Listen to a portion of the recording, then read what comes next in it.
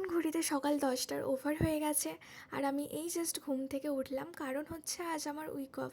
তো আজ তো খুব আরাম করে ঘুমিয়েছি অনেক দেরি অবধি, আর মাও আমাকে ওঠায়নি কারণ অফিস থাকলে তো খুব তাড়াতাড়ি করে উঠতে হয়।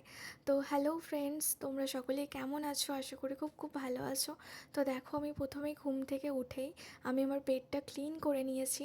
তারপর আমি ভাবছিলাম কি করব, তারপর ভাবলাম যে একটু গান শোনা যাক, একটু মাইন্ডটা ফ্রেশ হবে। তারপর আমি টিভিতে গান লাগিয়ে পরে একটু ভাইবস নিচ্ছিলাম। তারপরে আমি চলে গেছিলাম হচ্ছে ব্রাশ করতে, আর আমি না ব্রাশটা আমাদের বাগানে করতে বেশি পছন্দ করি, একটু গাছপালা দেখে মনটা একদম অন্যরকম হয়ে যায়। তারপর ব্রাশ ট্রাশ করে আমি স্ট্রেট চলে গেছিলাম, একটু অফিসের কাজ ছিল, ল্যাপটপ নিয়ে বসে গেছিলাম অফিসের কাজ করতে। তারপর আর কিছু ভিডিও শ্যুট করা হয়নি একদম। এখন আমি স্নান টান করে চলে এসেছি স্কিন কেয়ার করতে। আর তোমরা তো এর আগেই আমার স্কিন কেয়ার ভিডিওটা দেখে নিয়েছো, তো কেমন লাগছে আমার স্কিন কেয়ারের ভিডিওগুলো দেখতে অবশ্যই কমেন্ট করবে।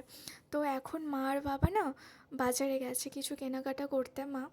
তো তারপরে মা এসে পরে আমাকে খেতে দিয়ে দিয়েছিল। আর দেখো আজ মা কত কিছু রান্না করেছে, মাছ পোস্ত, ডিমের ঝোল, ভাত, আলু ভাজা, শাক ভাজা, চিকেন কষা, তারপর করেছিল চাটনি। কত কিছু করেছে মা আজ আমার জন্য, কারণ আমি খেতে পছন্দ করি আর দুপুরে তো ভাত খাই না অফিসে, তার জন্যে।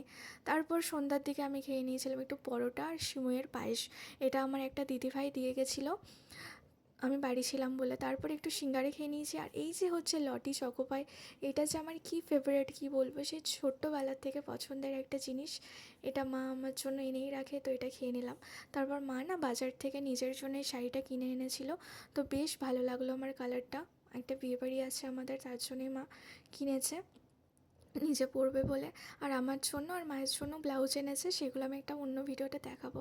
তারপর ভাবলাম একটু নেল পেন্টস পরা যাক, তো আমি তাই এই নাইকার নেল পেন্টসটা আমি পরে নিলাম। কেমন লাগছে ভিডিওটা দেখতে অবশ্যই কমেন্ট করবে, ভালো লাগলে অবশ্যই চ্যানেলটা সাবস্ক্রাইব।